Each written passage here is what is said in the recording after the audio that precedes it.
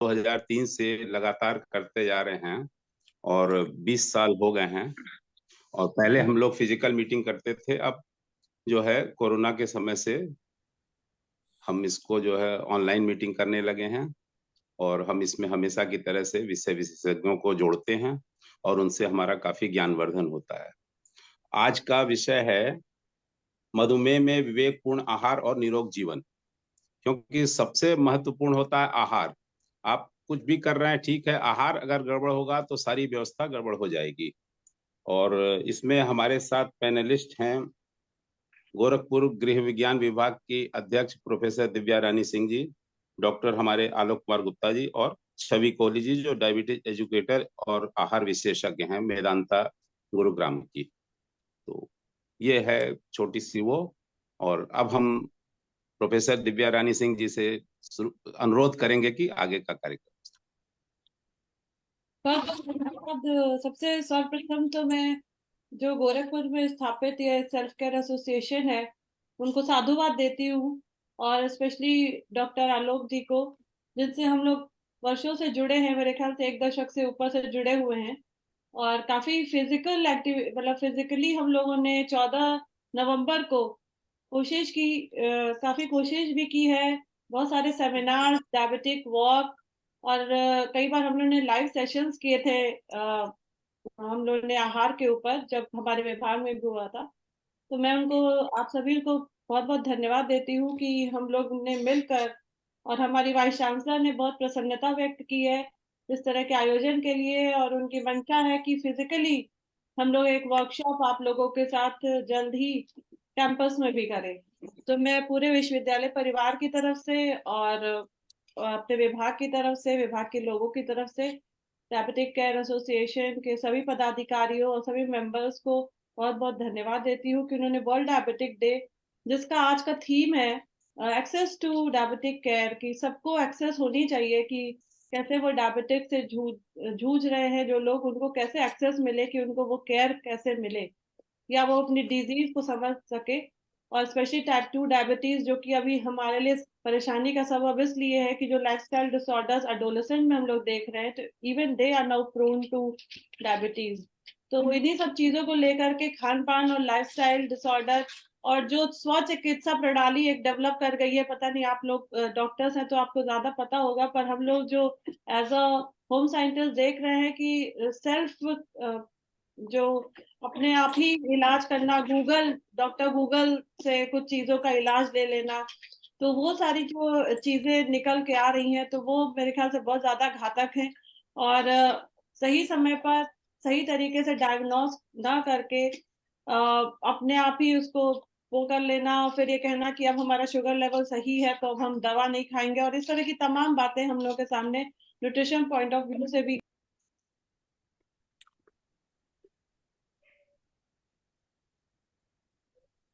Madam आप mute हो गई हैं। इंटरनेशनल मिलेट ईयर है 2023, जिसमें हम लोगों ने मोटे अनाज को एक विकल्प के रूप में और बहुत सारी चीजों को संवर्धन के रूप में इसको कोशिश कर रहे हैं कि कैसे मोटा अनाज सबके घरों में, सबकी प्लेट में एक हिस्सा बने, और सब लोग मोटे अनाज को उसकी अपने आहार में कैसे जोड़े। तो उस पर भी बहुत सारी चीजें हैं, पर मैं ज्यादा समय नहीं लेते हुए, बिकॉज मैं डॉक्टर छवि को सुनना चाहूंगी, और डॉक्टर छवि चूंकि रोज पब्लिक डोमेन में एज अ न्यूट्रिशनिस्ट वो इस चीज को देख रही हैं। तो मैं इन सारी बातों के साथ आप सभी का एक बार पुनः आभार व्यक्त करती हूँ, और डॉक्टर आलोक जी से रिक्वेस्ट करती हूँ कि वो हमारी जो गुरुग्राम की पैनलिस्ट डॉक्टर छवि हैं, उनसे अनुरोध करें कि वो अपना प्रेजेंटेशन दें। बहुत बहुत धन्यवाद मैडम। 1 दशक नहीं, कम से कम 17-18 साल से आपसे जुड़ाव है जी, संस्था का। 1 दशक से ज्यादा डॉक्टर साहब, हाँ, मतलब। ज्यादा हो गया, हाँ। और पिछले साल हम लोगों ने कोरोना के बाद, पिछले साल फिजिकल 14 नवंबर को प्रोग्राम किया था, जिसमें एम्स की जो हमारी डायरेक्टर है उनको एज ए चीफ गेस्ट बुलाया था। लेकिन इस बार कुछ अपरिहार्य कारणों से, और बीच में चूंकि दिवाली ऐसी फंस गई कि जी, चीजों की व्यवस्था कर पानी बड़ी मुश्किल हो रही थी मुझे। तो फिर इस बार हमने कहा कि नहीं, जूम पे ही कर लेते हैं। और मैंने अपने राइट आई का कैटरेक्ट सर्जरी भी इसी बीच में कराया, तो थोड़ा उसमें भी मैं देखने के लिए थोड़ा सा वो था। तो एनी हाउ, आपने चूंकि फोन किया, मैं तो इस बार सोच रहा था क्या करूं, लेकिन आपने फोन करके साहस बनाया कि नहीं चलिए हम लोग जूम मीटिंग करते हैं। तो इससे एक बड़ा अच्छा हुआ। और छवि जी को जब भी मैं कुछ कहता हूं तो ये कभी ना नहीं करती, ये तुरंत तैयार हो जाती हैं। ये बहुत इनका हमारे ऊपर एक वो रहता है कि कभी भी मुझे इन्होंने ना नहीं किया। इसके पहले कि हम लोग छवि जी को सुने, मैं चाहता हूं कि थोड़ा सा आहार के विषय में कुछ बातें जो कि आधुनिक चिकित्सा विज्ञान नहीं, मैं कुछ बातें अपने देश के सनातन जो साहित्य है, विशेष करके जो आयुर्वेद का साहित्य है, और जो हमारे मनीषियों ने बहुत सोच समझ करके अपने अनुभव से खान पान के ऊपर बहुत से दिशा निर्देश दे रखे हैं, जो हमें न पढ़ाए जाते हैं, न हम न पढ़ते हैं, न हम जानते हैं। यदि हम उनका ही पालन कर लें विवेक पूर्वक, तो बहुत सी बीमारियों से हम बच जाएंगे। तो उन बेसिक चीजों पर पहले मैं चाहूंगा मैं थोड़ा सा प्रकाश डालूं, और उसके बाद छवि जी के पास चलेंगे। तो मैं अपने स्लाइड को शेयर करता हूं।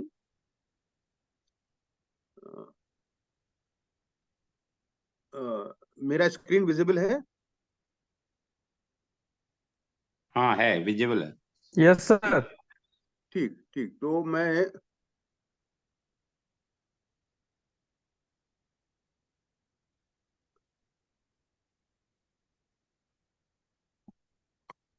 आहार क्या है, आहार में हम चर्चा करने जा रहे हैं, लेकिन आहार है क्या?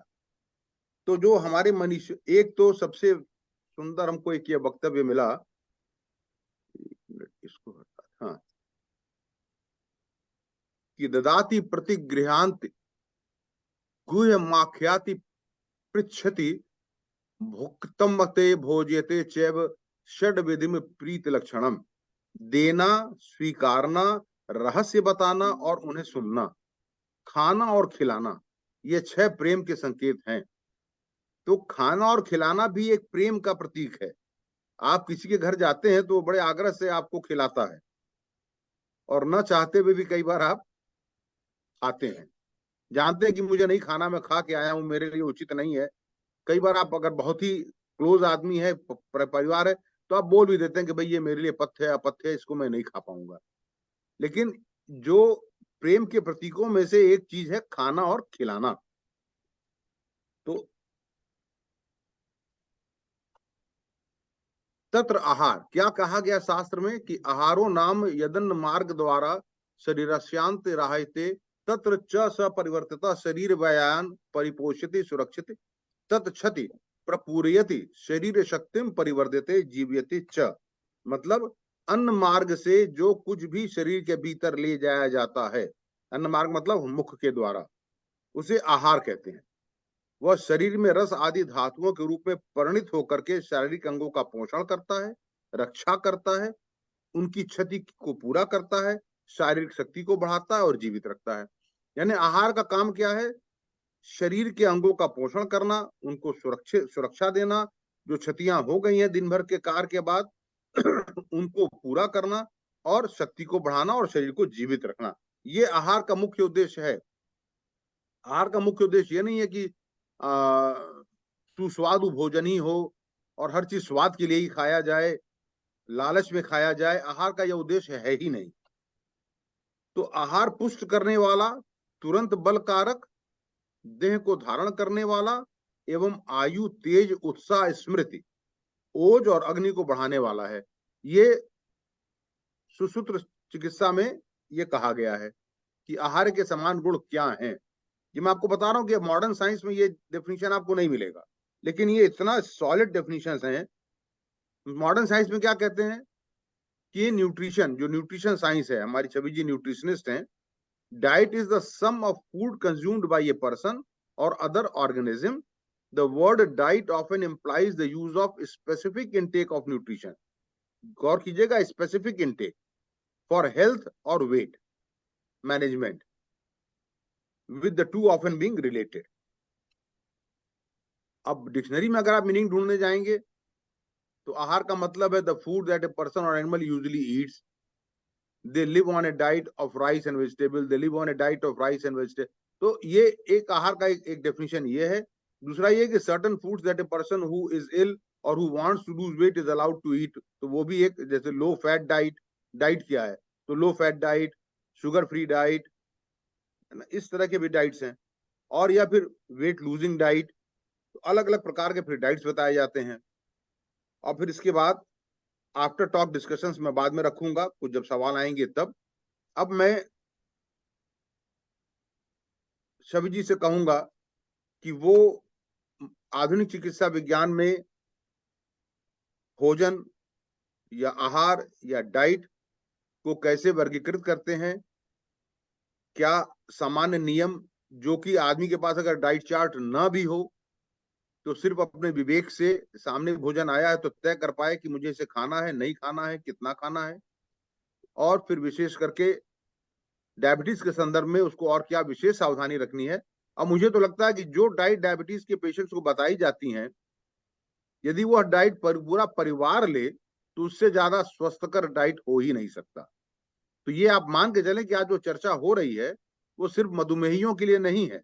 जो इसमें मधुमेही नहीं है और जुड़े हैं, जैसे गृह विज्ञान के जो छात्र भी जुड़े हैं, छात्राएं जुड़ी हैं, अगर वो इस डाइट को अपने ऊपर अप्लाई कर लें तो उन्हें मधुमेह बहुत लंबे समय तक नहीं होगा, हो सकता आजीवन ना हो।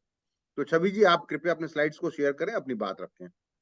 सर मुझे 2 मिनट लगेगा स्लाइड शेयर करने में। ओके, तो तब तक एक हम काम करते हैं, तब तक आप स्लाइड शेयर कर रही हैं।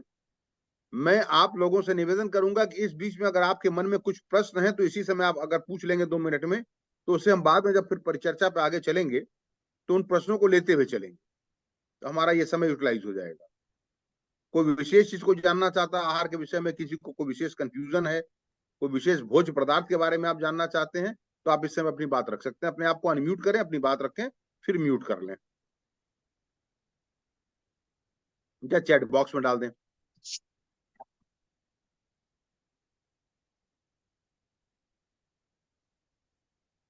सभी लोग ज्ञानी हैं, किसी के मन में कोई प्रश्न ही नहीं है। और फिर क्लिनिक में आएंगे तो फिर पूछेंगे साहब खाने में क्या खाएं, क्योंकि वहां फीस दिए हुए हैं तो पूछना जरूरी है। यहाँ फोकट में है तो नहीं पूछेंगे। तो है अरे पूछ लीजिए महाराज आप लोग। अभी सब सुनने के मूड में है। हाँ, जब क्लिनिकिया पे आएंगे तब वही समय, सारा समय खाएंगे डॉक्टर का। सही बात है, आज तो सुनने के मूड में हैं लोग, उसके बाद पूछेंगे। 25 साल के डायबिटिक हैं, खाना क्या खाएं यही पूछना बाकी रह गया है। जब तक लोग प्रिपेयर कर रहे हैं स्लाइड की, आलोक हम एक वर्ड बस यूज, एक सेंटेंस हाँ बिल्कुल बताएंगे। बिल्कुल बिल्कुल Virendra, your word of wisdom. नहीं, बस ये सबसे इम्पोर्टेंट चीज है कि जो अपने यहाँ आयुर्वेद में भी बताया है और अब मॉडर्न साइंस भी उसको एक्सेप्ट कर रही है कि जो मेजॉरिटी जो हम लोग का मॉडिफिकेशन डाइट है या आहार होता है, इट्स नॉट यूनिफॉर्म। लाइक जैसे डायबिटीज के लिए अगर आपने लिया तो केवल डायबिटीज को ही इम्प्रूव नहीं करेगी, वो आपके कार्डियोवैस्कुलर को भी इम्प्रूव करेगी। मेजॉरिटी जो डाइट होती हैं वो ऐसी होती हैं जिससे पूरा का होल सिस्टम एक्सपेंड होता है। अभी जी आप 2 जगह से कनेक्टेड हैं, इसलिए आपकी आवाज इको कर रही है। किसी एक को आप डिस्कनेक्ट कर दें।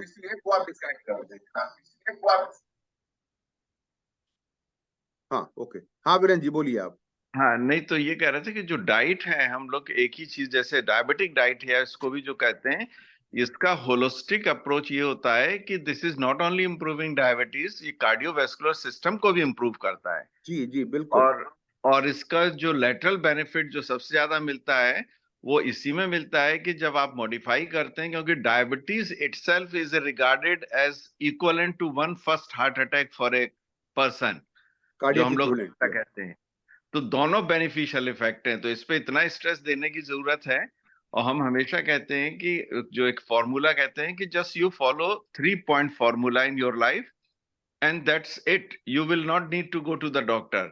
The first formula is what you put in your mouth has to be healthy and precise, like calculated. ऐसा नहीं कि कुछ भी खा लें। और उसका एग्जाम्पल ये देते हैं कि you cannot put diesel in a petrol car. So if you put a diesel in a petrol car, engine will go jam. तो उसमें अपने बॉडी के अंदर वही खाना है जो अपने जिसके लिए बॉडी बनी है। और दूसरा कहते हैं exercise. Second formula, regular and consistent exercise which include 3 parts: walking और sports, yoga and meditation. 3 in 1 exercise. And the last one is, if you have hypertension, diabetes, cholesterol, anything, control that with medication. If you follow this 3-point formula, you are so happy and healthy. So nice, so nice. तो छवि जी आप तैयार हैं? Unmute कर लीजिए आप अपने आप को। सर अभी मैं स्लाइड शेयर नहीं कर पा रही हूँ, आई हैव बीन डिसेबल्ड। अरे पवन स्क्रीन शेयरिंग। पवन जी। जी सर, मैं करता हूँ, तुरंत करता हूँ सर। हाँ, तो मैंने कहा था इनको को होस्ट बना के रखिएगा। मुझे एक घटना याद आती है। हमारे जूलॉजी के प्रोफेसर थे, अब तो दिवंगत हो गए, गोरखपुर विश्वविद्यालय के।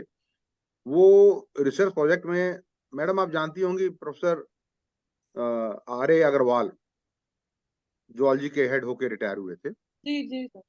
वो एक बार रिसर्च प्रोजेक्ट में अमेरिका गए थे, वहां वो बीमार पड़ गए। तो वहां के चिकित्सक को दिखाया उन्होंने, तो एज यूजुअल जो हिंदुस्तानी की आदत होती है, चलते समय उन्होंने कहा कि मैंने पूछा कि डाइट क्या लेना है और क्या परहेज करना है। तो उसने, अमेरिकी ने ये कहा कि देखिए आप इंडियन हैं तो मैं आपके डाइट हैबिट्स नहीं जानता, आपके फूड पैटर्न को मैं नहीं जानता कि आप क्या खाते हो क्या नहीं खाते हो। तो मैं एक ही लाइन आपसे कहूंगा कि ईट जुडिशियसली, बस। अब आप अपने विवेक से खाइए, आपको जो उचित लगे वो खाइए, बस इतना मैं आपको राय देता हूँ। हाँ, तो छवि जी का ये स्क्रीन शेयर हो गया है। हम स्टार्ट करें? हाँ मैडम, आप स्टार्ट करिए। देखिए, अक्सर जब भी डाइट की बात होती है तो हम यही डिस्कस करते हैं क्या खाना है क्या नहीं खाना है। तो जब भी लोग डाइटरी इंटरवेंशन के बारे में सोचते हैं, डायबिटीज और डाइटरी इंटरवेंशन के बारे में, सबसे पहला थॉट जो उन्हें सबसे ज्यादा परेशान करता है वो ये है कि अब मेरी सारी पसंदीदा चीजें हट चुकी हैं, या फिर अब मैं वो नहीं हम खा सकते जो हमें पसंद है। तो वो चीजें बहुत ज्यादा डिस्टर्ब करती हैं। सो इसलिए डाइटरी कोई भी हम चेंज करते हैं जब भी, तो ये समझना बहुत जरूरी है कि अगर हमें कोई भी प्रॉब्लम है तो डेफिनेटली हमारी बॉडी किसी ना किसी डिस्ट्रेस से तो सालों से गुजर रही थी, तभी वो प्रॉब्लम आई है। सो वो जो डिस्ट्रेस है सिर्फ उन चीजों का नहीं है जो एक्स्ट्रा खाई जाती हैं, वो डिस्ट्रेस उन चीजों का भी होता है जो पर्याप्त मात्रा में शरीर में नहीं पहुंच पाती हैं। इसलिए जब भी मैं डाइट की बात करती हूँ किसी से भी, जो भी मेरे पास आते हैं कंसल्टेशन के लिए, तो सबसे पहले एक पॉइंट मैं जरूर रखती हूँ कि अगर हम कोई ऐसी जर्नी शुरू कर रहे हैं जो कि हम अपने सेहत को बनाने के लिए, अपनी हेल्थ को इम्प्रूव करने के लिए कर रहे हैं, तो पहली बात, वो जर्नी जो है वो शॉर्ट लिव नहीं है, वो 1 महीना 2 महीना या 3 महीने की बात नहीं है, हम अपनी लाइफ की बात कर रहे हैं। और जब हम कोई भी चीज अपनी लाइफ से कनेक्ट करते हैं तो हम एक डिस्ट्रेसिंग थॉट के साथ उसे नहीं कनेक्ट कर सकते। इसलिए जब भी डाइट की बात करें तो सबसे पहले तो एक ग्रैटिट्यूड की फीलिंग होनी चाहिए हमें उन चीजों के लिए जो हमें अवेलेबल हैं, या जो नेचर ने हमें दी है, या जो हमारी प्लेट में आती हैं।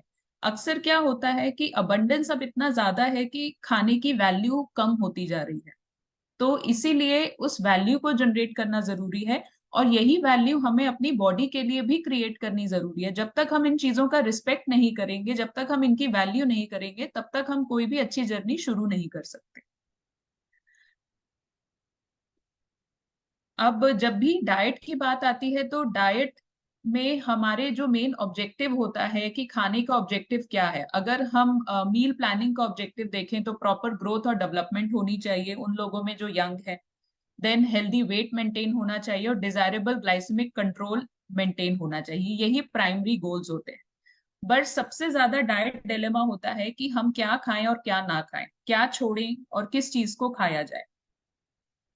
सबसे पहले तो जैसे सर ने कहा कि कोई भी डाइट, डायबिटिक डाइट कोई टर्म है ही नहीं। There is no diet as diabetic diet. ये टर्म क्रिएट किया गया है, बट एक्चुअली में डायबिटीज के लिए आपको कोई स्पेशल डाइट फॉलो करने की जरूरत नहीं है। आपको सिर्फ एक हेल्दी बैलेंस डाइट फॉलो करने की जरूरत है जो आपको पर्याप्त मात्रा में पोषण दे। अब खाने का मतलब ये नहीं होता है, अक्सर जब भी खाने की बात करते हैं तो खाने से सबसे पहले लोग रिलेट करते हैं पेट भरने से। तो अगर आप किसी से भी पूछेंगे कि खाना कितना खाते हैं तो वो उनको वो लेवल नहीं पता, जब तक पेट भरेगा तब तक खाएंगे। बट एक्चुअली खाने का पर्पस शायद सिर्फ पेट भरना नहीं है, खाने का पर्पस है सारे न्यूट्रिएंट्स को पर्याप्त मात्रा में लेना। अब वो किस तरीके से आप लेते हैं वो डिपेंड कर सकता है कि आप किस तरह के इंडिविजुअल हैं, कि आपको कितनी भूख लगती है, आपका वर्किंग पैटर्न क्या है, या फिर आपकी फूड हैबिट्स क्या है, आप किस रीजन को बिलोंग करते हैं। तो जिस भी रीजन को आप बिलोंग करते हैं, जो भी आपकी परिस्थिति है, उस परिस्थिति में हमको खाने को एक ऐसी तरह से डिस्ट्रीब्यूट करना जिससे हमें पर्याप्त पोषण मिले। सो ये जो डाइट है किसी एक इंडिविजुअल के लिए नहीं होती है, आइडियली ये डाइट पूरी फैमिली के लिए होती है, क्योंकि यहाँ हम पोषण देने की बात कर रहे हैं शरीर को, तो शरीर को पोषण हर इंसान को देना जरूरी है। सिर्फ उसी इंसान की जरूरत नहीं है ये जिसको डायबिटीज है। तो आइडियली एक बैलेंस्ड डाइट जो हमारे शारीरिक पोषण को पूरा करे, जो हर एक व्यक्ति घर में फॉलो कर सके, और इसमें कोई भी पर्टिकुलर फूड जो है ऐसा नहीं होता है कि वो कंप्लीटली प्रोहिबिटेड है। हमें चीजों को समझना है कि वो फूड हमें क्या दे रहा है, क्या नहीं दे रहा है, और उस हिसाब से उसकी फ्रीक्वेंसी और मात्रा को डिस्ट्रीब्यूट करना ही सही तरीका है। जब हम 1 या 2 महीने के बारे में सोचते हैं तो हम रिस्ट्रिक्शन के बारे में सोचते हैं, जब हम लाइफ की बात करते हैं तो हम बैलेंस की बात करते हैं। तो डायबिटीज में अगर आप सीखना चाहते हैं कि आपको अपनी डाइट को कैसे मैनेज करना है, तो सबसे पहले तो एक लॉन्ग टर्म गोल बनाइए। ये मत सोचिए कि अगला HbA1c बेटर आ जाए, या फिर अभी 2 महीने ये कर लेते हैं, बहुत स्ट्रिक्ट शुगर कंट्रोल हो जाएगी, फिर तो हो ही जाएगा हमसे। ये सोचिए कि अगर ये चीज मुझे जिंदगी भर फॉलो करनी है, और जिंदगी में ऐसा तो नहीं है कि कभी त्योहार नहीं आएंगे, या कभी हम अपनी फेवरेट चीज नहीं खाना चाहेंगे, या कभी हम बाहर नहीं खाएंगे, सब कुछ होगा। तो छवि इस जी, चीज को कैसे बैलेंस किया जाए। छवि जी, आपके स्लाइड्स नहीं आ रहे हैं, आपके सिर्फ फेस आ रहा है। मेरी स्लाइड्स नहीं आ रही। आप लोगों को स्लाइड्स दिख रहे हैं? अभी आए सर? नहीं Currently, आया sir, था। components of a meal. Components of a meal. हाँ हाँ यही है। अच्छा, ठीक ठीक ठीक है, ठीक, ओके ओके ओके, आगे। हाँ ठीक है। अब आते हैं, जब कंपोनेंट्स की बात करते हैं खाने के, तो खाने में 2 तरह के न्यूट्रिएंट्स पाए जाते हैं। एक तो होता है मैक्रो न्यूट्रिएंट्स। मैक्रो न्यूट्रिएंट्स वो न्यूट्रिएंट्स होते हैं जो ज्यादा मात्रा में पाए जाते हैं, और यही मेन न्यूट्रिएंट्स होते हैं जो अल्टीमेटली जाके हमें एनर्जी देते हैं या ताकत देते हैं। अब ये जो न्यूट्रिएंट्स होते हैं ये पचने के बाद ग्लूकोज में बदलते हैं, और हमें इसके द्वारा ताकत मिलती है। अगर हम इसमें आते हैं कार्बोहाइड्रेट्स, प्रोटीन्स और फैट्स। फिर दूसरी तरह के न्यूट्रिएंट्स होते हैं, उनको माइक्रो न्यूट्रिएंट्स कहते हैं, जो हमारे शरीर में हमें वाइटल फंक्शंस के लिए इंपॉर्टेंट होते हैं। ये मेनली विटामिन और मिनरल्स होते हैं। अगर हम इनके डिस्ट्रीब्यूशन की बात करें, जो डिस्ट्रीब्यूशन रिकमेंडेड है वो ये है कि कार्बोहाइड्रेट्स जो हैं वो 40 to 50% डिस्ट्रीब्यूटेड होने चाहिए। बट इसमें जो है सिर्फ मात्रा की बात नहीं है, इसमें आपको क्वालिटी का भी ध्यान रखना बहुत जरूरी है। तो मेन फोकस ये होना चाहिए कि आपका जो कार्बोहाइड्रेट है वो ऐसे सोर्सेस से आए जो आपको ज्यादा रेशा दे, जो आपके शरीर में ज्यादा तेजी से टूटे ना, जो समय ले टूटने में, और जिसका जो है ग्लाइसेमिक इंडेक्स और ग्लाइसेमिक लोड ये दोनों ही कम हो, जो हम आगे आके डिस्कस करेंगे।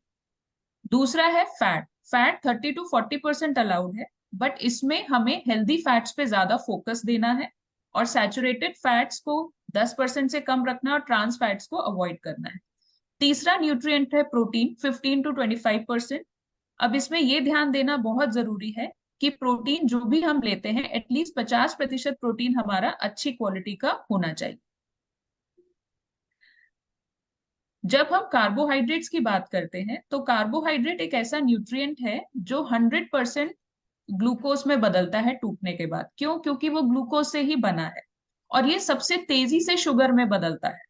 तो इसीलिए जैसे ही इसे खाया जाता है विदिन 15 मिनट्स ये खून में आना शुरू हो जाता है। इसलिए हम देखते हैं कि तुरंत जो शुगर स्पाइक होता है, जब भी हम बहुत कार्बोहाइड्रेट रिच मील खाते हैं तो शुगर का स्पाइक भी बहुत इंटेंस होता है। उसके कंपैरिजन में अगर हम प्रोटीन की बात करें तो प्रोटीन थोड़ा समय लेता है टूटने में, और वो धीरे धीरे शुगर को बढ़ाता है। अगर हम फैट की बात करें तो फैट जो है सबसे ज्यादा समय लेता है शुगर में बदलने के लिए। कई बार लोगों से बात करते हैं तो लोग बोलते हैं हमने पूरी खाई थी और अपनी शुगर चेक करी थी तो हमारी 2 घंटे बाद वाली शुगर इतनी ज्यादा आई ही नहीं थी। तो लोगों को ऐसा लगता है कि फ्राइड फूड खाने से शुगर नहीं बढ़ती, बट एक्चुअली उसमें जो फ्राइड फूड है, अगर आप पूरी की बात करेंगे या आप कोई भी फ्राइड चीज की बात करेंगे, तो उसमें जितना अनाज होता है उतनी ही इक्विवेलेंट अमाउंट में चिकनाई होती है। अब वो चिकनाई जो है ग्लूकोज में टूटने में वक्त लेती है, तो इसलिए कोई भी आप तली हुई चीज खाएंगे तो शुगर उसी समय नहीं बढ़ेगी, हो सकता है उसका इम्पैक्ट आपको 4-5 घंटे में दिखे। तो इसीलिए हर एक पौष्टिक तत्व एक अलग तरीके से शरीर में यूज होता है, उसके टूटने का अगर हम सिस्टम समझ ले या थोड़ा सा अगर हमें आइडिया हो तो हम चीजों को ज्यादा बेहतर तरीके से अरेंज कर सकते हैं। अब अगर हम कार्बोहाइड्रेट की बात करें तो कार्बोहाइड्रेट में होता क्या है, मेनली हम बोलते हैं मोटा अनाज है या रिफाइंड है।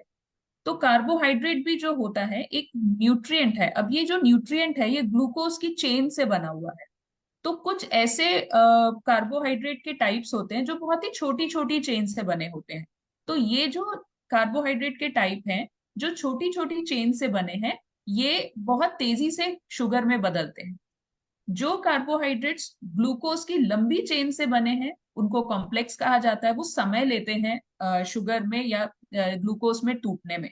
फिर इनके कुछ मॉडिफाइड और प्रोसेस्ड वर्जन्स हैं जिनको रिफाइंड कार्बोहाइड्रेट कहा जाता है, क्योंकि ये बनते कॉम्प्लेक्स कार्बोहाइड्रेट्स ही हैं पर इनकी प्रोसेसिंग इस तरीके से हो जाती है कि ये उस तरीके से बिहेव नहीं करते जैसे कॉम्प्लेक्स कार्बोहाइड्रेट्स हैं।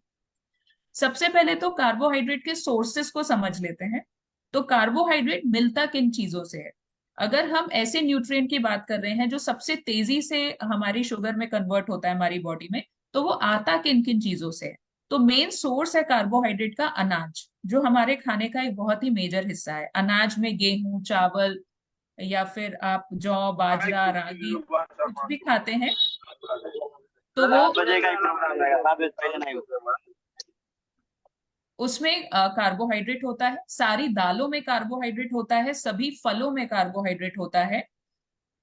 कुछ ऐसी सब्जियां होती हैं जो स्टार्ची वेजिटेबल होती है जैसे आलू, शकरकंदी, अरबी, जिमीकंद, इन सब में कार्बोहाइड्रेट होता है।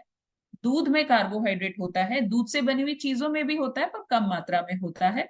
और इसके अलावा ये मेन सोर्स होंगे कार्बोहाइड्रेट। तो अगर हम सिंपल कार्बोहाइड्रेट की बात करें जो बहुत तेजी से ग्लूकोज में बदलते हैं, तो उसमें सबसे सिंपलेस्ट फॉर्म है ग्लूकोज, क्योंकि ये जो कार्बोहाइड्रेट है ग्लूकोज की चेन से ही बने, तो सबसे छोटा या सबसे सिंपलेस्ट फॉर्म है ग्लूकोज। दूसरा है शहद, चीनी, फलों का जूस, फ्रूट्स, दूध, ये सब सिंपल कार्बोहाइड्रेट में आते हैं। अब दूध क्यों सिंपल कार्बोहाइड्रेट में आता है, क्योंकि दूध में एक शुगर का सिंपल कार्बोहाइड्रेट का फॉर्म है लैक्टोज जो कि पाया जाता है।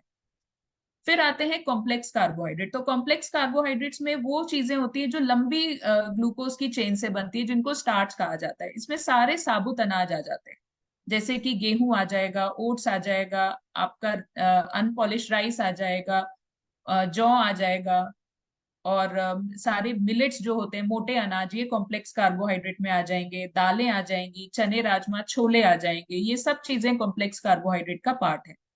अब इन्हीं के मॉडिफिकेशन से जब एक अनाज है, जब उसको पूरा इस्तेमाल किया जाता है, जहां पे उसका छिलका भी इस्तेमाल हो रहा है, तो वो कॉम्प्लेक्स होता है हमेशा उसका नेचर, क्योंकि छिलकों के नीचे ही रेशा पाया जाता है और छिलकों के नीचे ही पौष्टिक तत्व पाए जाते हैं।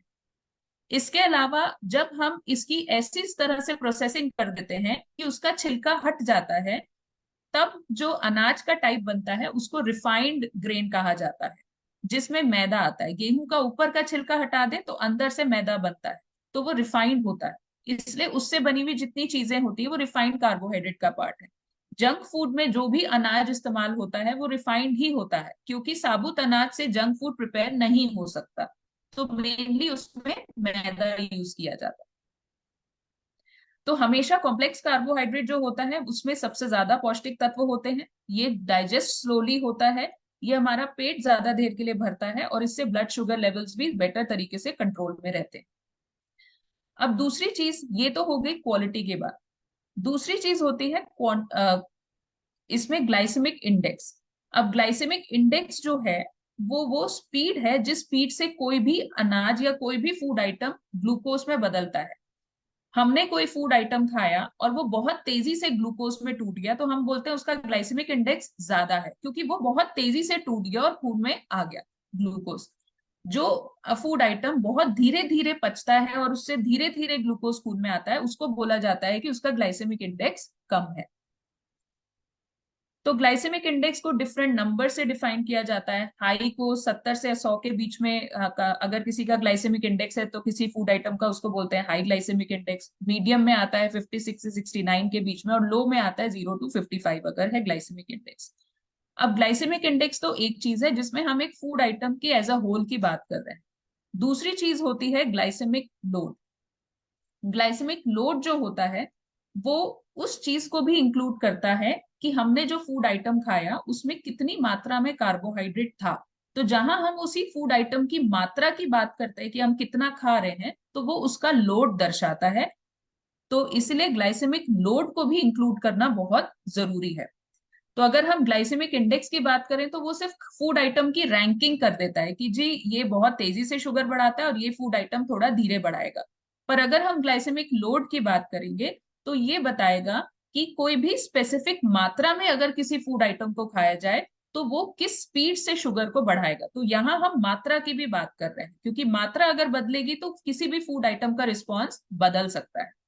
ग्लाइसेमिक इंडेक्स जो होता है वो सिर्फ कार्बोहाइड्रेट की क्वालिटी को दर्शाता है, पर ग्लाइसेमिक लोड क्वालिटी और क्वांटिटी, मतलब उसमें कितने किस तरह की उसकी स्पीड है, पौष्टिक तत्व कैसे हैं, उसकी गुणवत्ता क्या है और उसकी मात्रा का क्या प्रभाव है, उसका भी रिस्पॉन्स हमें देता है। तो हमें अगर फूड आइटम चूज करना है तो हमें ऐसा फूड आइटम चूज करना चाहिए जिसका ग्लाइसेमिक इंडेक्स भी कम हो और जिसका ग्लाइसेमिक लोड भी कम हो। अगर आप इस लिस्ट में देखेंगे तो आपको इस लिस्ट में अगर आप ध्यान से देखेंगे तो ये सेक्शन है ग्लाइसेमिक लोड का। दोनों लिस्ट में एक चीज में समझिए कि जो लेफ्ट साइड में है जितने भी वेस्टर्न रिफाइंड फूड्स हैं उसमें ग्लाइसेमिक इंडेक्स जो भी है उनके ग्लाइसेमिक लोड काफी ज्यादा है। और अगर आप उसी का कंपैरिजन ट्रेडिशनल फूड से करेंगे तो आप देखेंगे कि अगर किसी फूड आइटम का ग्लाइसेमिक इंडेक्स ज्यादा भी है तो वेस्टर्न या फिर प्रोसेस्ड फूड आइटम के कंपैरिजन में उसका ग्लाइसेमिक लोड कम है। तो ये चीज दर्शाती है कि जितनी मात्रा में हम इसको खाते हैं या उसमें जिस तरह के पौष्टिक तत्व हैं वो किस तरीके से हमारे शरीर में रिस्पॉन्स देते हैं। अब ग्लाइसेमिक इंडेक्स या कोई भी फूड आइटम हमारे शरीर में कितनी तेजी से शुगर में बदलेगा वो कई सारी चीजों से चीजें बदल जाती हैं। अक्सर जब ग्लाइसेमिक इंडेक्स की बात करते हैं तो एक सिंगल फूड आइटम की बात करते हैं, बट हम वो सिंगल फूड आइटम को कभी भी कच्चा नहीं खाते, हम चीजों को पका के खाते हैं, कॉम्बिनेशन में खाते हैं। तो अगर हमें किसी खाने की फूड आइटम की रफ्तार को धीमा करना है, अगर हम ये चाहते हैं कि वो फूड आइटम हमारे शरीर में धीरे धीरे शुगर में बदले, तो हम कुछ चीजों पर ध्यान देकर उसको बदल सकते हैं। सबसे पहली चीज है राइपनेस ऑफ फूड। जैसे फल के लिए भी कहा जाता है ऐसा फल खाइए जो बहुत ज्यादा पका हुआ ना हो, जो थोड़ा सा मीडियम पका हुआ हो। क्यों? क्योंकि जितना ज्यादा फल पकता जाएगा और जितना ज्यादा फूड भी पकता जाएगा उसमें वो उतनी ही तेजी से शुगर में बदलेगा। दूसरा ये कहा जाता है जब भी आप कोई अनाज खाते हैं या कोई दालें खाते हैं, साबुत अनाज साबुत दालों पे फोकस कीजिए, या फिर मोटा अनाज खाइए, या चीजों को साबुत फॉर्म में ज्यादा खाएं। क्यों? क्योंकि जितना मोटा होगा पार्टिकल उसको टूटने में भी उतना समय लगेगा, टूटने में समय लगेगा तो वो शुगर में भी धीरे धीरे बदलेगा, प्लस वो हमारे पेट को भी ज्यादा अच्छे से भर के रखेगा कम मात्रा में। फिर कुकिंग प्रोसेस और प्रिपरेशन, चीजों को ज्यादा पकाना नहीं चाहिए। जितना हम ओवर कुक करने लगते हैं खाने को उतनी ही तेजी से वो खाना फिर शुगर में बदलता है। फिर उसका जब भी हम किसी चीज को पिसवाते हैं तो वो किस तरह से पिसा है इस पे भी डिपेंड करता है। अब अगर आप इस चीज को कंपेयर करेंगे, जब तक लोग आटा चक्की से बनवाते थे तो इम्पैक्ट शुगर पे थोड़ा सा डिफरेंट होता था। जब से पैकेट वाला आटा आ गया है सीन में, तब से ना लोगों का पेट भरता है ना रिस्पॉन्स सेम होता है। क्यों? क्योंकि वही आटा बहुत महीन हो गया, वही आटा एकदम छन के मिलने लगा, चोकर उसमें से निकलता नहीं है। और चोकर की बात, अब चोकर लोगों को समझाना पड़ता है कि होता क्या है, क्योंकि वो दूसरे जो चक्की से आटा बनता था उसमें वो चीज दिखती थी, अब वो दिखती ही नहीं है। तो कैसे पिस रही है चीज इस पर भी डिपेंड करता है, जितनी बारीक पिसेगी उतनी तेजी से शुगर बढ़ेगी। देन दूसरा इंपॉर्टेंट पॉइंट है कि उसमें चलो जो भी हम खाना खा रहे हैं उसमें पौष्टिक तत्वों का कॉम्बिनेशन क्या है। जैसे कि हमने देखा था कार्बोहाइड्रेट तो सबसे तेजी से शुगर में बदलता है, पर प्रोटीन थोड़ा समय लेता है, फैट और ज्यादा समय लेता है। तो अगर हमारे खाने में सही मात्रा में ये सारे पौष्टिक तत्व हैं, प्रपोर्शन इनका सही है या प्रपोर्शन इनका अच्छा है, तो भी शुगर इतनी तेजी से बढ़ती नहीं है। ये भी हम आगे देखेंगे इसके ट्रिक्स। खाने में कितना रेशा है वो भी निर्भर करता है उससे कि कितनी शुगर बढ़ेगी। जितना ज्यादा रेशा होगा आपके खाने में उतनी धीमे धीमे आपकी खाने से शुगर बढ़ेगी। साथ ही लिक्विड इंटेक पे भी डिपेंड करता है कि शुगर कितनी बढ़ेगी। अब क्या इंपॉर्टेंट है? इंपॉर्टेंट ये है कि सबसे पहले तो अपने दिमाग में ये डालिए कि हम सब कुछ खा सकते हैं। हमें चीजों को खाने के तरीके को समझना है और अपने हमारा शरीर कैसे रिस्पॉन्स देता है उसको समझना है। ऐसा नहीं है कि कोई चीज हमें पसंद है तो हम उसी को खाते रहेंगे। ये समझना जरूरी है कि ये चीज कितनी पौष्टिक है और ये चीज पौष्टिक नहीं है, उस हिसाब से उसकी चीजों को बैलेंस करें। तो हेल्दी कार्ब्स को चूज करें कभी भी अनहेल्दी कार्ब्स के कंपैरिजन में। ऐसे खाने खाएं जो धीरे धीरे शुगर को बढ़ाते हैं, जिसमें ज्यादा मात्रा में रेशा होगा और जिसका ग्लाइसेमिक इंडेक्स और ग्लाइसेमिक लोड कम होगा, उन फूड आइटम्स को प्रेफर करें। हमेशा ये ध्यान रखें कि कार्बोहाइड्रेट्स जो हैं वो आप अपना मेजर मील्स में ही ले, ज्यादातर अपने स्नैक्स को कार्बोहाइड्रेट रिच ना बनाए। क्योंकि हमारी इंडियन डाइट की एक मेजर प्रॉब्लम है, हमें अनाज बहुत पसंद है। तो हम कुछ भी खाते हैं तो हम अनाज ही खाना चाहते हैं, हम खाने में भी अनाज खाना चाहते हैं, हम स्नैक में भी अनाज ही खाना चाहते हैं। तो जो अनाज हमारे या जो कार्बोहाइड्रेट हमारे खाने में 40 से 50% होना चाहिए, वो 80 से 80% तक पहुंच जाता है। तो लोग गलत नहीं खा रहे होते, पर चीजें हर समय एक ही एक जैसी चूज कर रहे हो। फिर बात आती है कि ये अब बात आती है कि डाइटरी फाइबर क्या होता है, रेशा होता क्या है। तो रेशा भी एक कार्बोहाइड्रेट का ही पार्ट होता है, जो कि हमारे शरीर में जाके पचता नहीं है और वो शुगर को जल्दी बढ़ने नहीं देता। ये ना सिर्फ शुगर को कंट्रोल करने में मदद करता है, ये कोलेस्ट्रॉल को भी कंट्रोल करने में मदद करता है, ये हमारी भूख या हमें सटाइटी देता है और कॉन्स्टिपेशन को भी दूर करता है। रेशा आपको सारे साबुत अनाज से मिलेगा, साबुत दालों से मिलेगा, फलों से मिलेगा, सब्जियों से मिलेगा। तो इसलिए जो सॉल्युबल फाइबर्स हैं ये आपको सारे साबुत अनाज से मिलेंगे, आपको दालों से मिलेंगे, चने राजमा छोले से मिलेंगे, आपको नट्स एंड सीड से मिलेंगे। फिर कुछ इनसॉल्युबल फाइबर्स होते हैं जो आपको होल व्हीट से मिलेंगे, होल ग्रेन से मिलेंगे और कुछ सब्जियों से मिलेंगे। तो हमारे खाने में ये सॉल्युबल और इनसॉल्युबल फाइबर्स का बैलेंस हमें मिलता है जब हम खाने के पोषण को ध्यान में रखते हैं। अगर हम प्रोटीन्स की बात करें तो प्रोटीन्स जो है 15 to 25% होने चाहिए टोटल एनर्जी के। और ये जो है ना सिर्फ एक शुगर को कंट्रोल करने में मदद करते हैं, बल्कि पेट भी भरते हैं और छोटे बच्चों में ग्रोथ के लिए भी रिस्पॉन्सिबल होते हैं। और ये खाने के बाद वाली शुगर को उतनी तेजी से बढ़ने नहीं देते। अब अगर हम फैट्स की बात करें तो फैट हमारे खाने में रिकमेंडेड है कि 30 to 40% होना चाहिए टोटल एनर्जी का, जिसमें से सैचुरेटेड फैट जो है वो 10% से कम होना चाहिए और हमारे खाने में ट्रांस फैट्स नहीं होनी चाहिए। अब ये फैट्स के डिफरेंट टाइप्स हैं जो डिफरेंट तरीके से हम इस्तेमाल कर सकते हैं। तो आमतौर पे कोशिश ये होती है कि हेल्दी फैट्स को यूज किया जाए। तो इसलिए जब भी फैट्स की बात आती है तो सबसे इंपॉर्टेंट चीज जो है जो रिकमेंड की जाती है कि जब भी आप कोई भी तेल यूज करते हैं तो उसको बदलते रहा करें, कभी भी एक ही एक तेल ना इस्तेमाल करें। जब भी आप अपने घर का सिस्टम बना सकते हैं कि सरसों का तेल यूज कर रहे हैं, साथ में कभी कनोला यूज कर लिया, कभी राइस ब्रान यूज कर लिया, कभी आपने तिल का तेल यूज कर लिया, कभी मूंगफली का तेल यूज कर लिया साथ में, तो वो चेंज कर करके यूज करें। थोड़ी मात्रा में आप देसी घी को यूज कर सकते हैं ताकि सैचुरेटेड फैट 10% से कम हो। तो अलग अलग डिफरेंट वैरायटी ऑफ फैट्स को यूज करना बहुत जरूरी है। इसके अलावा कुछ हेल्दी फैट्स है जो हमें नट्स से मिलते हैं, इसलिए नट्स को अपनी डाइट में ही शामिल करना बहुत जरूरी है, जिसमें आते हैं बादाम, अखरोट, पिस्ता। ये सारी चीजें आप अपने खाने में शामिल जरूर करें।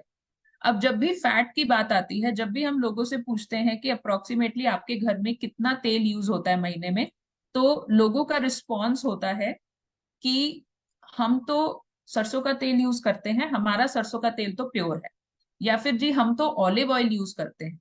तो यहाँ पे दो चीजों को समझना बहुत जरूरी है।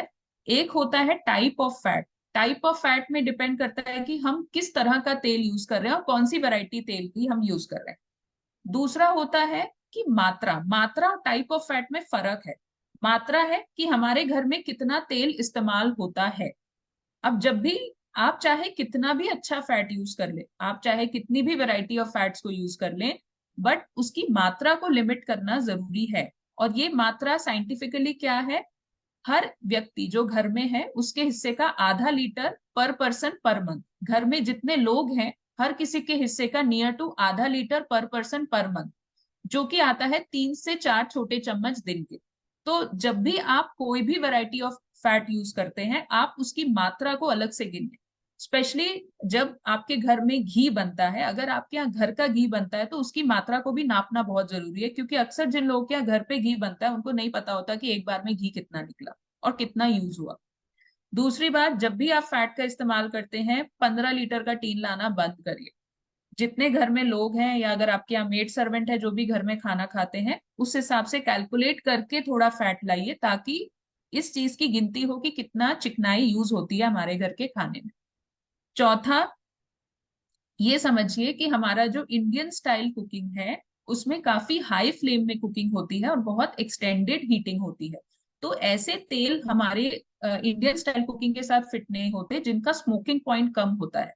ऑलिव ऑयल उसमें से एक है। ऑलिव ऑयल, अगर आपको एक्चुअली में ऑलिव ऑयल के बेनिफिट्स इस्तेमाल करने हैं तो उसका जो फॉर्म होता है एक्स्ट्रा वर्जिन या वर्जिन, जिसको आप कुकिंग के लिए नहीं यूज करते, आप सैलेड ड्रेसिंग के लिए या वेजिटेबल्स को सॉटे करने के लिए यूज होता है, बट कुकिंग के लिए नहीं यूज होता। तो एक्स्ट्रा वर्जिन या virgin olive oil is not fit for Indian cooking. इसलिए इंडियन कुकिंग की जब हम बात करते हैं तो हमारे जो इंडियन वेराइटी ऑफ ऑयल्स हैं जिनका स्मोकिंग पॉइंट हाई है वही हमारे लिए ज्यादा बेहतर होते हैं। तो जब भी आप फैट्स को डिस्ट्रीब्यूट कर रहे हैं, सो ये ध्यान रखिए कि सैचुरेटेड फैट के सोर्सेज हैं जैसे कि बटर है, चीज है, क्रीम है, या फिर रेड मीट्स हैं, इनकी मात्रा कम होनी चाहिए। दूसरा, जो ट्रांस फैट्स हैं जो कि मेनली हमें वनस्पति घी से मिलते हैं, तेल को रीफ्राई करने से मिलते हैं, ready to eat food item से मिलते हैं, बेकरी प्रोडक्ट से मिलते हैं, जितने भी पैकेज फूड हैं और जितनी भी तली हुई चीजें हम खाते हैं जिसमें तेल बार बार रीहीट होता है उससे आता है, ये हमारी डाइट में नेग्लिजिबल या निल होना चाहिए। अब बात आती है कि खाने का सही तरीका क्या है।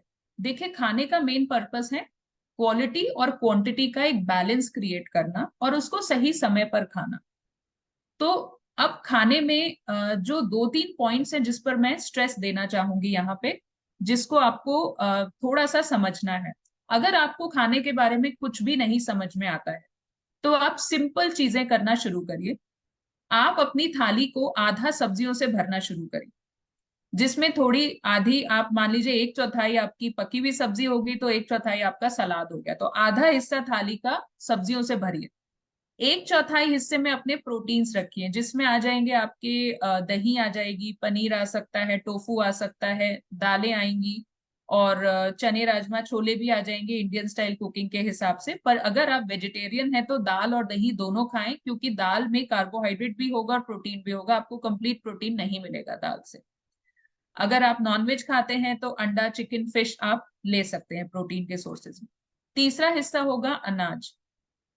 तो आधा हिस्सा थाली का हमने सब्जियों से भरा, 1/4 हिस्सा हम प्रोटीन के सोर्स से भरेंगे और 1/4 हिस्से में हम अनाज रखेंगे। तो थाली का सिर्फ 1/4 हिस्सा अनाज से भरना चाहिए, और मेनली इस अनाज में जो है साबुत अनाज की को इंक्लूड करें, मोटे अनाज को इंक्लूड करें। तो इस तरीके से अगर आप खाते हैं तो अपना खाना शुरू करें हमेशा सब्जियों से, फिर एटलीस्ट थोड़ी मात्रा में अपनी प्रोटीन्स को फिनिश करें, फिर रोटी को टच करें। अगर आप इस तरह से अपना सीक्वेंस मेंटेन करते हैं खाने में, तो आप देखेंगे कि आपका पेट भी भरेगा सही तरीके से और आपको पोषण भी बेटर तरीके से मिलेगा। अगर आप दूध या दूध से बनी हुई चीजें इस्तेमाल करते हैं जब भी, तो लो फैट दूध यूज करें और उसी से दही वगैरह बनाएं।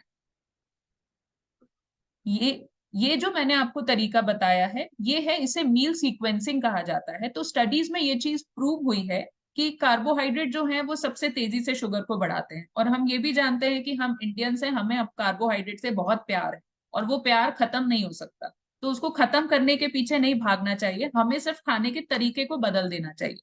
मान लो अगर आप सीक्वेंस में सब्जियों और प्रोटीन को थोड़ा पहले रखते हैं तो उसके फायदे क्या होते हैं?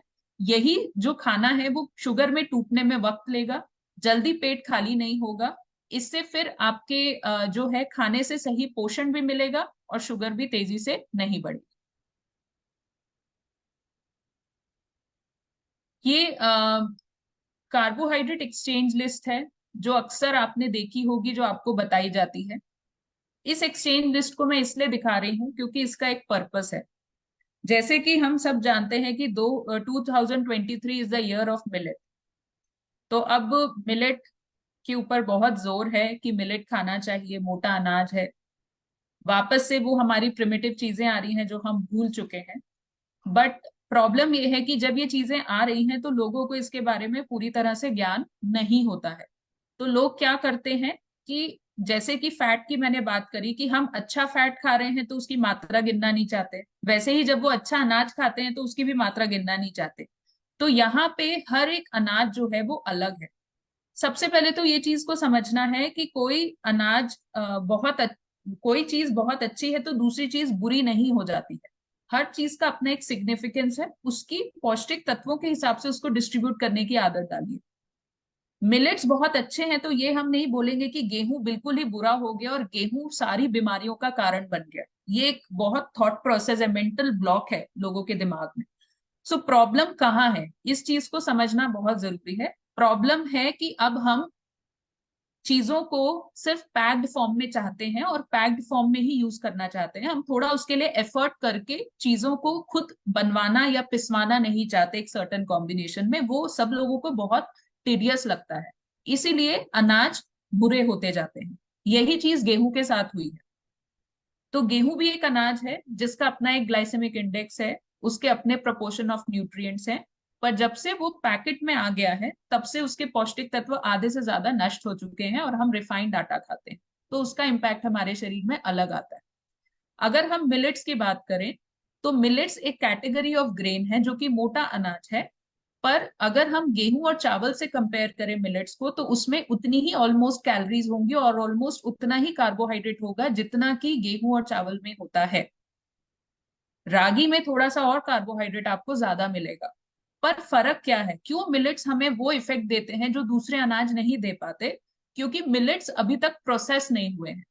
मिलेट्स जो है वो मिनिमली प्रोसेस फॉर्म में जब हम यूज करते हैं तो उन्हें उनसे हमें बेटर विटामिन और मिनरल्स मिलते हैं, ज्यादा मात्रा में रेशा मिलता है और थोड़ा सा बेटर प्रोटीन मिलता है। इसलिए मिलेट्स का इम्पैक्ट शरीर में डिफरेंट होता है।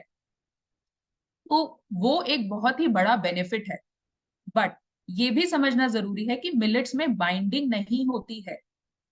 जब हम मिलेट की रोटी बनाते हैं, अगर आप उसको नापेंगे और गेहूं की रोटी जब बनाते हैं उसको नापेंगे तो एग्जैक्टली डबल मात्रा में एक रोटी बनती है। अगर आप रागी की, बाजरे की, जवार की या कोदू की कोई भी अनाज की रोटी बनाते हैं तो वो बाइंडिंग नहीं होती, वो हाथ से बनती है। मक्के की रोटी हाथ से बनती है। तो अगर आप गेहूं की रोटी की साइज की रोटी बनाना चाहते हैं तो एग्जैक्टली आपको डबल आटा लगेगा। तो जहां आप गेहूं की 2 रोटी खाते हैं वहां आप मिलेट की 1 रोटी खाया करिए, 2 ही रोटी को रेप्लिकेट मत किया करिए। ये नहीं है कि मिलेट खा रहे हैं तो कितना भी खा लेंगे। दूसरी बात, यही चीज लागू होती है जब हम रोटी की जगह पराठा खाते हैं। अक्सर लोग ये कहते हैं हमारे घर में तो बहुत छोटा पराठा बनता है, हम पतला पराठा खाते हैं। ऐसा नहीं है।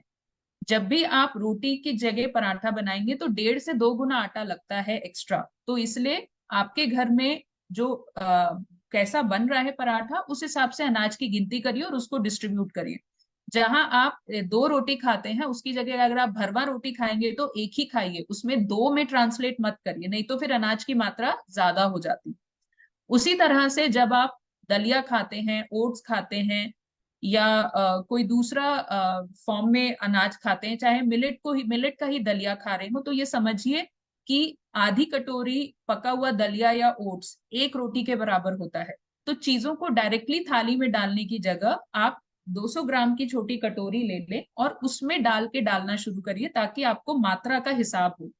वहीं जब आप रोटी की जगह चावल खाते हैं तो आधी कटोरी पका हुआ चावल 1 रोटी के बराबर है। तो ये अगर आपको हिसाब रहेगा तो आप चीजों को बेहतर तरीके से अपने खाने में डिस्ट्रीब्यूट कर सकते हैं।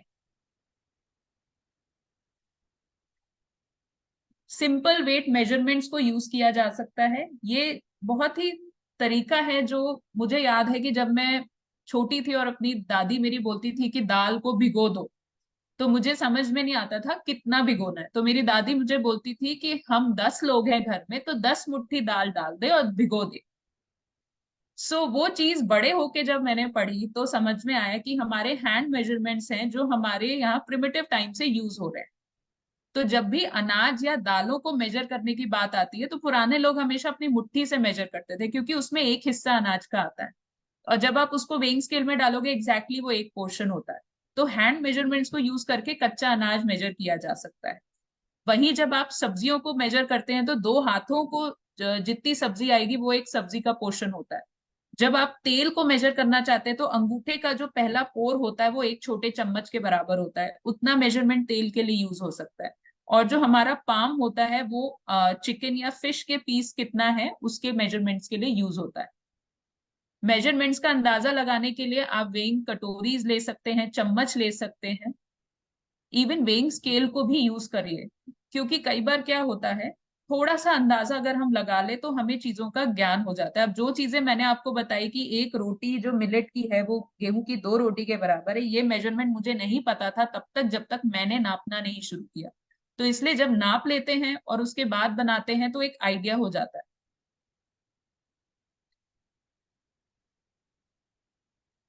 ये देखिए, ये एक रोटी है।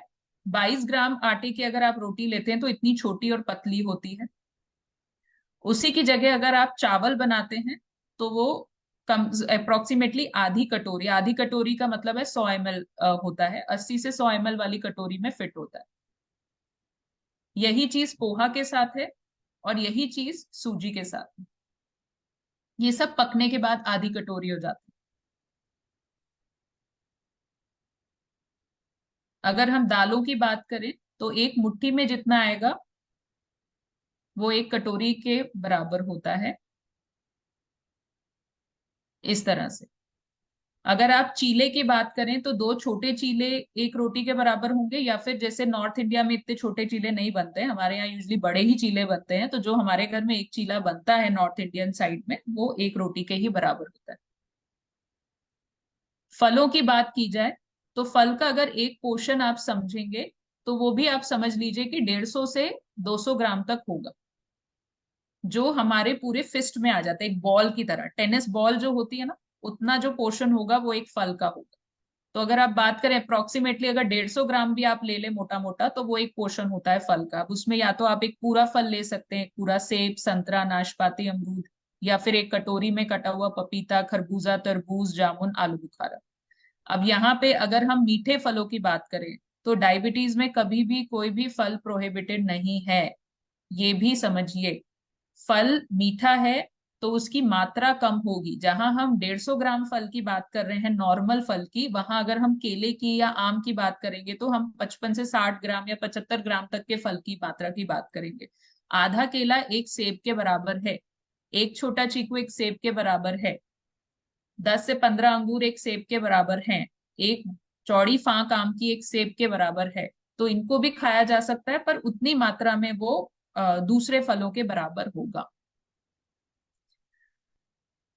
जब भी पैकेट वाली चीजों की बात आती है, अक्सर क्या होता है, किसी से पूछो कि आप बिस्किट खाते हैं या नमकीन खाते हैं, तो सबसे इंपॉर्टेंट रिस्पॉन्स जो आता है सबसे कॉमन कि हम तो शुगर फ्री बिस्किट खाते हैं, या हम तो डाइट नमकीन खाते हैं, हम तो बिल्कुल रागी वाला बिस्किट खाते हैं, ओट्स वाला बिस्किट खाते हैं।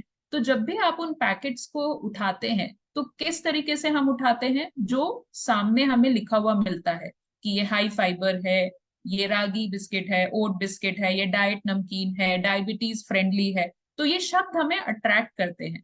और इस अट्रैक्शन में हम वो पढ़ना भूल जाते हैं जो हमें एक्चुअली पढ़ना चाहिए। तो अगली बार जब आप कोई भी पैकेज फूड उठाएंगे, ये मत पढ़िए कि पैकेट के फ्रंट में क्या लिखा है, ये पढ़िए पैकेट के पीछे क्या लिखा है।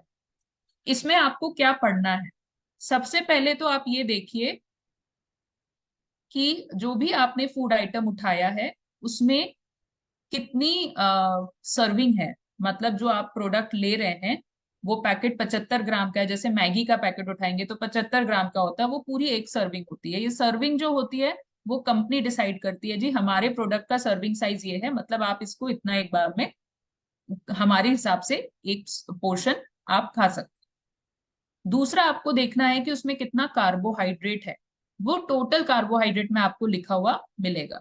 अब ये जो टोटल कार्बोहाइड्रेट होता है इसमें वो सारी शुगर की मात्रा इंक्लूडेड होती है जो उस फूड आइटम में प्रेजेंट। मान लीजिए अगर हम इस फूड आइटम की बात करें तो हम ये बोलते हैं कि इसमें जो है एक सर्विंग में 13 ग्राम कार्बोहाइड्रेट है और मैं इसका एक सर्विंग ही खाना चाहती हूँ, तो मतलब मुझे 13 ग्राम कार्बोहाइड्रेट मैं खा रही हूँ। अगर मान लो मैं इसके 2 सर्विंग खाऊंगी तो मैं 13 की जगह 26 ग्राम कार्बोहाइड्रेट लूंगी।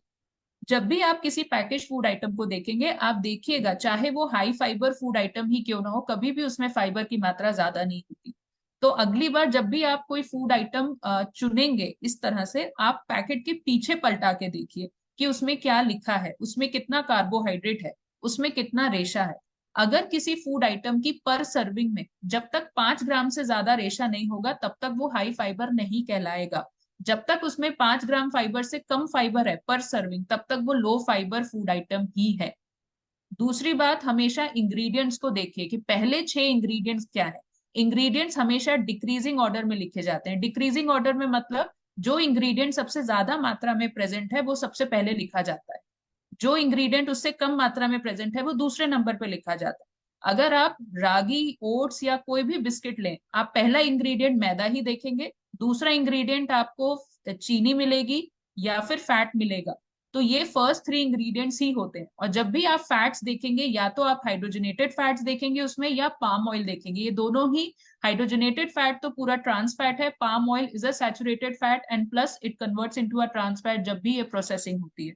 तो इसीलिए पैकेज फूड आइटम में अगर आप सब कुछ भी छोड़ दें तो उसमें फैट कंटेंट कभी भी हेल्दी फैट्स नहीं हो सकते। और जहां फैट और चिकनाई का मेल होता है वहां उसको शुगर बढ़ाने के लिए चीनी की आवश्यकता नहीं है, फिर अगर उसमें चीनी ना भी हो तो भी शुगर बहुत तेजी से बढ़ती है। सो इसमें जो मेन चीजें हैं जो ध्यान देने वाली हैं जब भी डायबिटीज की बात आती है, तो सबसे पहले तो अपने खाने के पोषण पर ध्यान दीजिए, क्योंकि सिर्फ उस चीज पर मत ध्यान दीजिए जो कम करनी है। ये समझिए कि अगर कोई पौष्टिक तत्व हम ज्यादा मात्रा में खा रहे हैं तो कोई तो पौष्टिक तत्व हैं जो हमारे शरीर में कम मात्रा में जा रहे हैं। तो जो छूट रहा है सबसे पहले उस पर फोकस करिए, जो ज्यादा हो रहा है वो धीरे धीरे कम होना शुरू हो जाए। जब भी आप कोई भी चीज पढ़ते हैं सोशल मीडिया में, उस बारे में जानकारी अपनी तरफ से भी दीजिए। मिलेट खाना चाहिए तो ऐसा नहीं कि दिन भर मिलेट ही खाते रहेंगे और कितनी भी मात्रा में खाएंगे। हर चीज की जानकारी लीजिए, उस हिसाब से उसको डिस्ट्रीब्यूट करिए और सही तरीके से उसका लाभ उठाइए। तीसरी चीज, कई बार आप सोशल मीडिया में कई ऐसी चीजें देखते हैं जो ट्रेंड्स बन जाती है और वो आप देखोगे कि हर जगह हर समय आपको मिलने लगती है। इसमें सेकंड ऑप्शन है, आजकल जो चीज बहुत इन है वो है मखाना। हर कोई दिन भर मखाना खाता रहता है।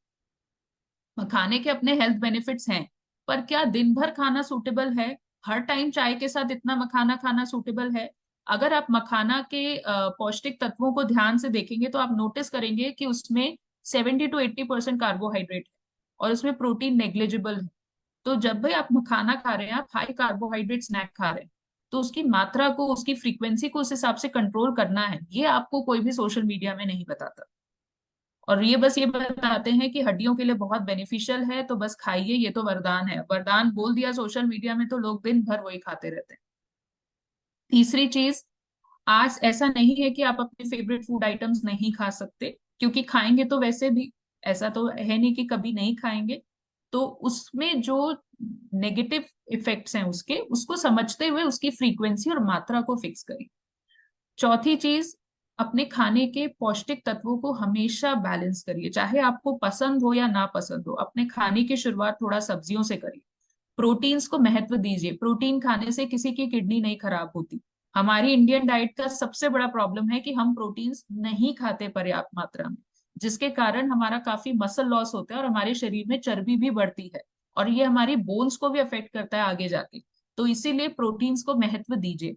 और अनाज की मात्रा को जितना भी आप खाते हैं उसको कम रखिए, कम करिए, क्योंकि हम ओवर खाते हैं अनाज। चौथी बात, जब भी आप जो भी खाना खाते हैं, हर 2 घंटे में आपको डायबिटीज में खाने की जरूरत नहीं है। डायबिटीज की मेडिसिन अब बहुत एडवांस हो गई है। अगर कोई व्यक्ति आके बोले कि हम सिर्फ दिन में 2 बार खाते हैं, बीच में हम कुछ नहीं खाएंगे, तो भी उसके लिए मेडिसिन डिसाइड हो सकती हैं। अब हम डायबिटीज के एक डिफरेंट एरा ऑफ मैनेजमेंट में जा रहे हैं, जिसमें आपको बार बार खाने की आवश्यकता नहीं है। आपको सही तरीके से लिमिटेड पोर्शंस में खाने की आवश्यकता है। कई बार बार बार खाना जो है वो ज्यादा प्रॉब्लम बन जाता है। और चौथी बात, आप जितना भी जो भी एक्सरसाइज कर पाते हैं अपने एज के हिसाब से जरूर करिए। आप ये मत सोचिए कि मैं 1 घंटा नहीं चल पाता, या 45 मिनट्स नहीं चल पाता, या मैं ये नहीं कर सकता।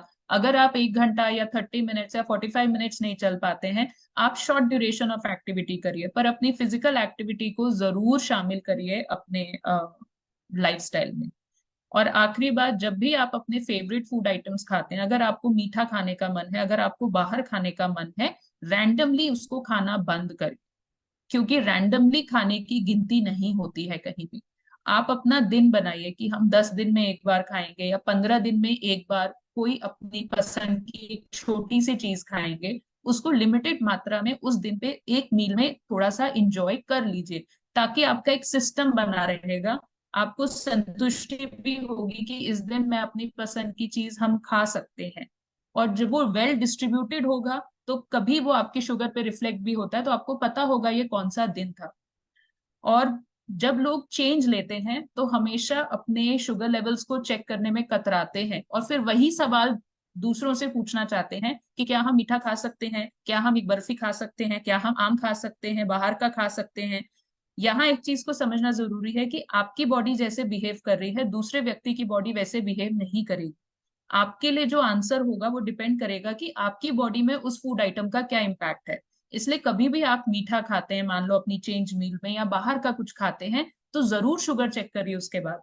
आप जो आंसर्स दूसरों से खोज रहे हैं, या जो सोशल मीडिया में खोजने की कोशिश कर रहे हैं, या फिर जो आप पूछना चाहते हैं, जो इतने सालों से दबे हुए हैं, आपको वो सारे जवाब मिलने लगेंगे। अगर कोई फूड आइटम खा के आपको दिख रहा है कि आपकी बहुत ज्यादा हाई शुगर है, आपको खुद आंसर मिल जाएगा कि वो फूड आइटम आपकी बॉडी में किस तरह से बिहेव कर रहा है। तो आप उसकी फ्रीक्वेंसी और मात्रा को बदल सकते हैं, और अलग तरीके से उसको एंजॉय करने का डिस्कशन कर सकते हैं अपने एजुकेटर के साथ, या अपने न्यूट्रिशनिस्ट के साथ, या अपने डॉक्टर के साथ। तो इन चीजों का, जब आप इन चीजों को परखना शुरू करेंगे, आपको बहुत इंसाइट्स मिलेंगे, और तब आप चीजों को फ्रीडम के साथ थोड़ा सा सेंसिबल तरीके से डिस्ट्रीब्यूट करके फॉलो कर पाएंगे। सो यही है बेसिक डाइट का। इसके अलावा अब आपके जो क्वेश्चंस होंगे वो मैं उनके आंसर्स देती हूँ। बहुत बहुत धन्यवाद छवि जी, इतने विरहद रूप से आपने चीजों को समझाया और अंत में बताया कि जो उत्तर आप दूसरे में ढूंढ रहे हैं, तो मेलोडी खाओ खुद जान जाओ। हाँ जी। हाँ, बस एक टैग लाइन है उसके लिए कि मेलोडी खाओ खुद जान जाओ, दूसरे से मत पूछो, अपने ऊपर प्रयोग करो, अपने को देखो, अपना आपका शरीर अलग है और आप खुद जान जाओगे।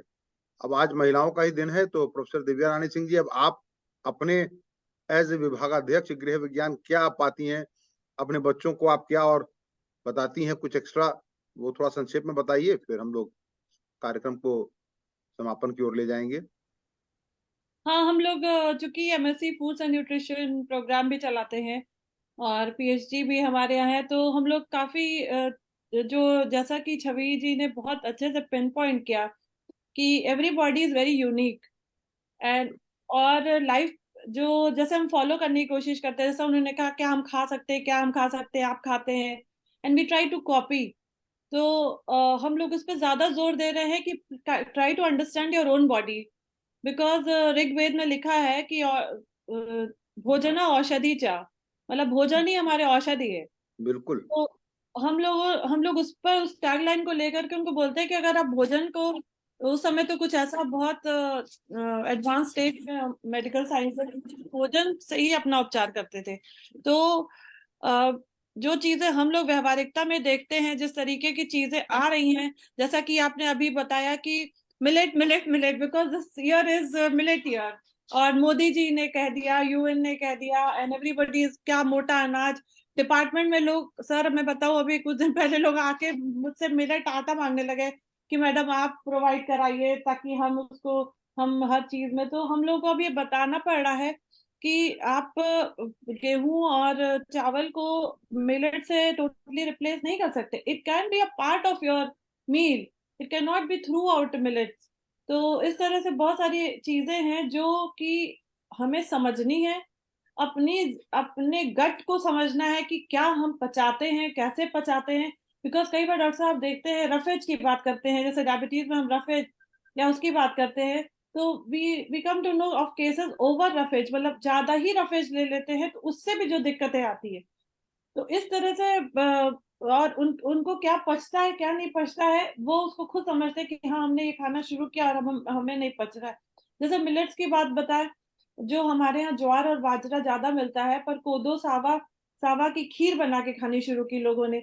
अब चूंकि खीर बना के उनको लगता है सावा की खीर इजी है, सावा की खीर इजी है, बट सावा की खीर के साथ आप और कॉम्पोनेंट्स भी डाल रहे हैं, आप दूध डाल रहे हैं, आप उसमें थोड़े ड्राई फ्रूट्स डाल रहे हैं, आप पैलेटेबिलिटी के लिए और चीजें डाल रहे हैं। तो सावा की खीर इट डजंट मीन कि आप मिलेट्स को खा तो रहे हैं, पर the way you are eating it, तो उन चीजों को भी हमें देखना पड़ेगा कि आप खा कैसे रहे हैं। वो आपकी सेहत को मिलेट के नाम पर आप उसको बढ़ा रहे हैं कि आप घटा रहे हैं।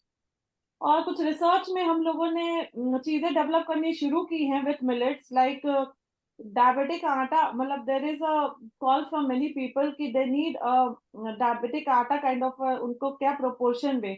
तो हम लोग उनको ये नहीं कह रहे कि आप ज्वार ही खाना शुरू कर दिए, we are standardising one component कि हम उनको किसी दिन वर्कशॉप में ये बता सके कि आप क्या क्या रेशियो में मिला करके आप आराम से उसको खा सकते हैं, जैसा कि हम ट्रेडिशनली खाते भी आए हैं। तो there is no term like diabetic atta कि डायबिटिक आटा आ जाए और हम उसको ही खाना शुरू कर दें। एक और चीज सर, जो आपने आयुर्वेद की बात की, तो उस पर कुछ चीजें हैं, जैसे मेथी का फाँकना है। सुबह उठ के जैसा उन्होंने बोला कि कितनी मेथी फाँकते हैं, अगर आपके पेशेंट्स आते हैं तो आप उनसे पूछिए कितनी मेथी फाँकते हैं, तो अब वो मेथी फाँकना है बिकम वो, और बट दे डोंट अंडरस्टैंड, उनको कुछ नहीं पता है। वो दो, आप किसी से पूछेंगे तो वे कहता है हम 2 चम्मच भिगो के, डॉक्टर साहब हम पूरा 2 चम्मच खा के चबा चबा के खा के पानी में पी जाते हैं। और कोई कहता है तो वो जो पोर्शन है कि मेथी कितना आपको खाना चाहिए, मतलब over methi methi has a property, but it has several other properties also which are not good. Madam glycemic control के लिए 2 चम्मच मेथी भी नगण्य है। ग्लाइसेमिक कंट्रोल के लिए जो मेथी का रिकमेंडेड मात्रा है वो 70 से 90 ग्राम तक है, जो कोई खा ही नहीं सकता।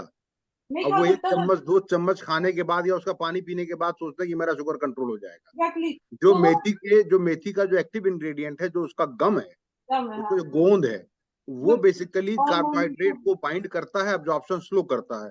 तो वो जो मार्केट में अवेलेबल्स भी हैं, रिसर्च टूल के बाद जो प्रोडक्ट अवेलेबल है, वो एक कैप्सूल में कम से कम 90 ग्राम मेथी का एक्सट्रैक्ट है, and that becomes very costly. वो बहुत महंगा बिकता है वो।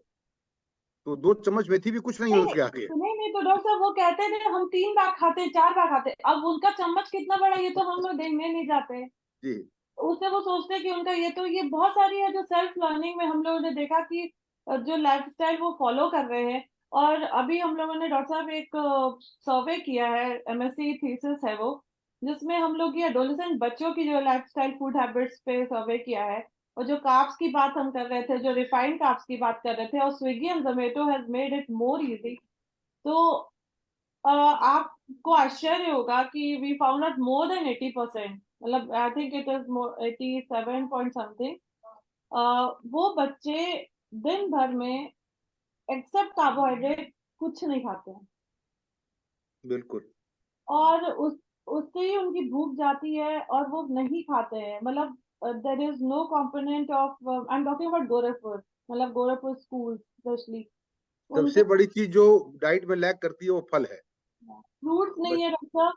फ्रूट्स और एकदम नहीं है, वेजिटेबल्स नहीं है।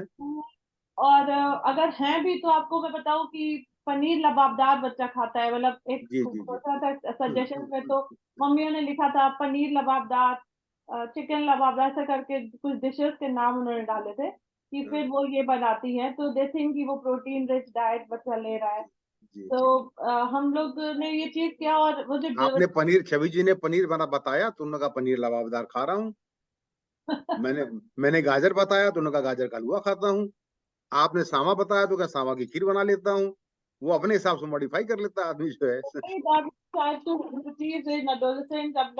बहुत बढ़ ही गया है और बढ़ने वाला है, जिस तरह के वो बच्चों का आगे का जीवन जो जो चीज जीवन में वो सीख रहे हैं, तो मुझे लगता है कैरी फॉरवर्ड अब के अगर लिए। आप लोग, हाँ मैडम, आप लोग अनुमति दे तो मैं कुछ स्लाइडें और इस टॉक को और आगे, जैसे सीक्वेंसिंग और फूड वगैरह की बात की कोहली जी ने, मैं कुछ स्लाइडें और आप लोगों के साथ शेयर करना चाहूंगा।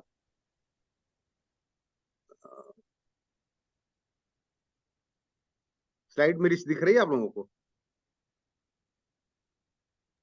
दिख रही हाँ है। दिख रही है। तो अब ये आफ्टर टॉक डिस्कशन के लिए मैंने रखे थे कुछ स्लाइड्स कि कब खाना चाहिए। अभी सभी जी ने कहा ना कोई जरूरी नहीं हर 2 घंटे पे आप चरते रहिए। कुछ शास्त्रों में एक स्वस्थ व्यक्ति के लिए, मधुमेही के लिए नहीं, एक स्वस्थ व्यक्ति के लिए जो कहा गया है कि भोजन का 2 ही काल है, रात्रि का प्रथम याम यानी प्रथम प्रहर और पूर्वाह्न का प्रथम प्रहर, इसके बीच में भोजन नहीं करना चाहिए। और यह विधि अग्निहोत्र के समान है, यानी कि सूर्योदय के 3 घंटे के अंदर, 4 घंटे के अंदर आप पहला भोजन कर लें और सूर्यास्त के 3 घंटे के अंदर आप दूसरा भोजन कर लें। बीच में बहुत भूख लगे तो कुछ खाएं, लेकिन ये 2 मेन टाइम है, क्योंकि इस समय हमारी जठराग्नि या हमारा जो पैनक्रेटिक सिक्रीशंस हैं, जो एब्जॉर्प्शन प्रोसेस के लिए जो इंटेस्टाइन्स में जो एंजाइम्स रिलीज होते हैं, ये सबसे ज्यादा एक्टिव होते हैं, जिसको कि हमारे शास्त्र में जठराग्नि कहा गया है। दूसरा कि ये भी एक कहा गया कि याम मध्य न भोक्तव्य याम युग्यम न लंघते याम मध्य रसोदेगा युग्मीते बलचे, यानी कि एक याम, एक प्रहर के अंदर 3 घंटे के अंदर दोबारा भोजन न करें, क्योंकि अभी पहला ही भोजन आपका नहीं पचा है, वो मेटाबोलाइज नहीं हुआ है, सिमुलेट नहीं हुआ है, बॉडी ने उसको कंज्यूम करके अपने जगह पे पहुंचाया नहीं है। और 2 प्रहर 6 घंटे का लंघन मत करें। इससे ज्यादा आप अगर उल्लंघन करते हैं तो आपका रसोद्वेग क्षीण हो जाता है और आपका बल क्षय होता है। एक ये है, पता नहीं ये शास्त्रों में कहा गया है, मैंने कई जगह सर्च किया, पूछा, लेकिन मुझे इसका बहुत आधुनिक साइंटिफिक विज्ञान के हिसाब से इसका रिजल्ट नहीं मिल पाया है। अगर वीरेंद्र जी जुड़ेंगे तो शायद डालेंगे कि भीगे पैर भोजन करें और सूखे पैर सोएं। आद्र पादस्तु भुजिते नात्र पादस्तु सविशेत, गीला पैर करके भोजन करने वाला दीर्घायु को प्राप्त करता है, यह हमारे आयुर्वेदिक शास्त्र में लिखा हुआ है। मैंने अपने एक आयुर्वेदाचार्य जी से पूछा था, तो उन्होंने कहा कि देखिए, जब आप पैर गीला कर लेते हैं तो जो अग्नि तत्व है वह उदर की तरफ चली जाती है, पेट की तरफ चली जाती है, और चूंकि भोजन आप कर रहे हैं तो अग्नि तत्व जो है वो जब पेट की तरफ चली जाएगी, जठराग्नि आपकी और तीव्र हो जाएगी, तो भोजन अच्छे से पचेगा। अब गीले पैर सोने पे क्या नुकसान होगा, क्यों सूखे पैर सोना चाहिए, इसका उत्तर भी वो हमको ढंग से नहीं दे पाए, लेकिन ऐसा लिखा है। अब जो आप कह रहे थे ना कि छवि जी की सीक्वेंसिंग क्या होनी चाहिए, हमारे यहाँ बहुत पहले सीक्वेंस दे दिया गया है कि आहार 6 प्रकार का होता है: चूस्य, पेय, लेह, भोज्य, भक्ष्य, चर्व्य, और ये क्रमशः उत्तरोत्तर गुरु होते हैं। यानी सबसे आसानी से पचने वाला भोजन चूस्य है, जिसको आप चूस के खाएंगे। फिर पीने वाली वस्तु है, जैसे मट्ठा है, छाछ है या सूप है। उसके बाद ले है, मतलब जिसको आप चाटेंगे, लपसी वाली चीजें। फिर भोज्य, जो खाने योग्य चीजें हैं। भक्ष्य भी उसी में आता है। चर्व यानी जिसको बहुत चबा चबा के खाना पड़े, जो बहुत हार्ड हो, जिसको देर तक चबाना पड़े। तो ये भोजन उत्तरोत्तर गुरु हो जाते हैं। मतलब कि भोजन में सीक्वेंसिंग आपकी ऐसी होनी चाहिए कि जो सबसे ज्यादा भारी पदार्थ है पचने में, जिसको एसिमिलेट होने में सबसे अधिक टाइम लगेगा, उसको सबसे अंत में रखें। जो सुपाच्य है उसको सबसे पहले लें। ये स्पष्ट रूप से कहा गया। देखिए, अब ये भोजन का कैटेगराइजेशन है कि भोज्य वह जो अन्न दांतों से दबाकर खाया जाता है, पेय जो अंग निकला जाता है, चोष जो दांतों से पाकर जिसको चूसा जाए, लेह जिसको चाटा जाए, है ना, ये वही क्लासिफिकेशन ऑफ फूड है। अब ये भोजन क्रम है, सीक्वेंसिंग ऑफ फूड। भोजन में पहले मधुर, मध्य में अम्ल और लवण रस, और बाद में शेष कटुक्ति कषाय रसों का प्रयोग करें। यानी सबसे पहले लिखा हुआ है कि अनार आदि फल का सेवन करें, मधुर। उसके बाद लवण रस, नमकीन वगैरह, छाछ वगैरह, इन सब चीजों पे आइए। और कषाय, आंवला वगैरह जैसी चीजें जो कषाय हैं, कटु हैं, उनका सबसे अंत में प्रयोग करें। तो बुद्धिमान पहले अनार आदि फलों को, उसके बाद पेय पदार्थों को, तत्पश्चात भांति भांति के भोज्य और भक्ष्य पदार्थ खाएं। अति भोजन अस्वास्थ्यकर है, आयुहीन करने वाला, मतलब स्वर्ग सुख के लिए अहित, पापमय और संसार द्वारा निंदित है, इसलिए उसे त्याग कर देना चाहिए। अति भोजन निंदित है। उसके बाद क्या, भोजन के बाद क्या नहीं करना चाहिए, ये भाव मिश्र में लिखा हुआ है कि भोजन के बाद तत्काल शयन नहीं करना चाहिए, देर तक एक आसन में बैठना नहीं चाहिए, द्रव आधिक्य नहीं करना चाहिए, पानी बहुत अधिक नहीं पीना चाहिए, अग्नि के पास ना बैठे, धूप में ना बैठे, उछलना कूदना चलना, घोड़े आदि की सवारी, व्यायाम, मैथुन, दौड़ना, ये सब चीज जो है 48 मिनट तक त्याग दे। तो जो जो अधिक स्वादिष्ट हो उसे उत्तरोत्तर खाना चाहिए। ये भी एक बहुत सिंपल सा एक विवेकपूर्ण सूक्ति है। जो सबसे अधिक प्रिय है आपको उसको सबसे लास्ट के लिए रखिए। तो जो आप पहले ऐसी चीजें जो आपको प्रिय नहीं है उसको खाएंगे, तो जो प्रिय है वो जब सबसे बाद में रखेंगे तो ओवर ईटिंग करेंगे ही नहीं आप। तो जो आपको सबसे ज्यादा स्वाद देता है उसको सबसे बाद के लिए बचा के रखिए। और ये 5 उंगलियां हमारी पंचभूत को प्रदर्शित करती हैं, अग्नि, जल, वायु, आकाश और पृथ्वी। और इस पे मैंने एक कविता लिखी है, इसके साथ मैं अपनी बात को समाप्त करूंगा कि नहीं चाटता कोई कांटा, चम्मच चाटते सभी उंगलियां, टच टेक्सचर की प्रथम पाठशाला होती हैं उंगलियां, हैंड माउथ कोऑर्डिनेशन की प्रथम पाठशाला होती हैं उंगलियां, न समझे इसे पिछड़ेपन की निशानी, अपने शरीर और स्वाद से परिचित कराती हैं उंगलियां। 5 उंगलियां पंच महाभूत, करने को भोजन जब मिलती एक साथ, पुष्ट करती शरीर को, बढ़ाती भोजन का स्वाद। तो इसके साथ ही मैं अनशेयर कर रहा हूं अपने स्लाइड को, और अब it is open for discussion and question answers and then we will conclude.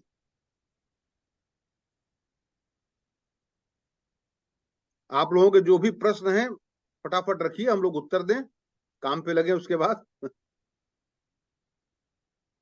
किसी के मन में कोई संशय, कोई प्रश्न आएंगे तो अच्छा लगेगा।